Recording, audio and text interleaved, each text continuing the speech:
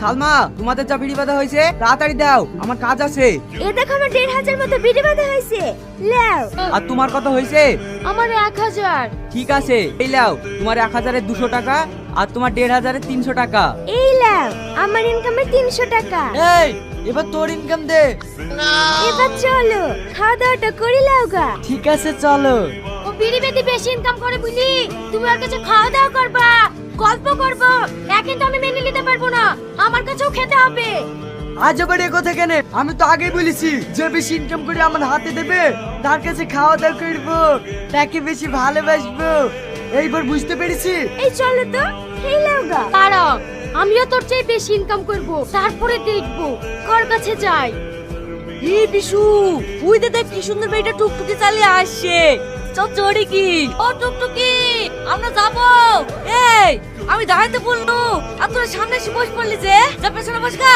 পেছনে দাম কেনে? আগে আমি সামনে এসে বসছি, সামনে থাকবো। থামো থামো, সামনে বসার লেগে ঝামেলা তো করছো। ভাড়া জানো তো? জানবো না কেনে? টুকটুকিটা চললি 10 টাকা। তাহলে অন্য টুকটুকিতে যাও। আমার টুকটুকির সামনে বসলে 100 টাকা আর পিছনে বসলে 20 টাকা। এত ভাড়া কেনে? সামনে বসলে 20 টাকা লিবা।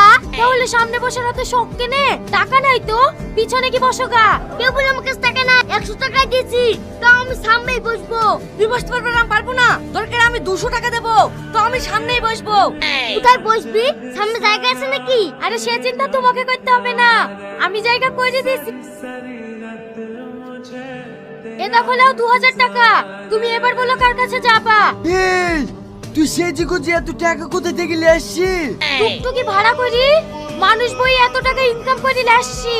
তাই নাকি?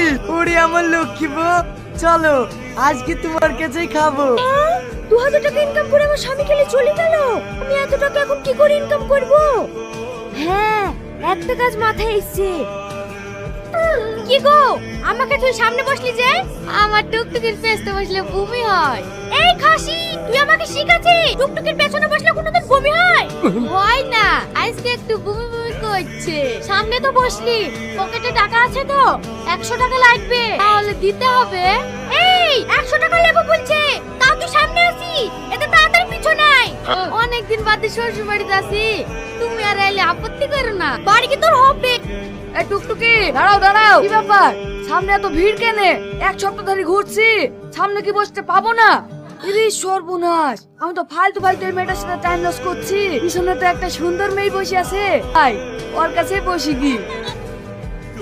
দাঁড়াও আমি নামবো। নামছো কোথায়? শিগগিরই 100 টাকা দিয়ে যাও।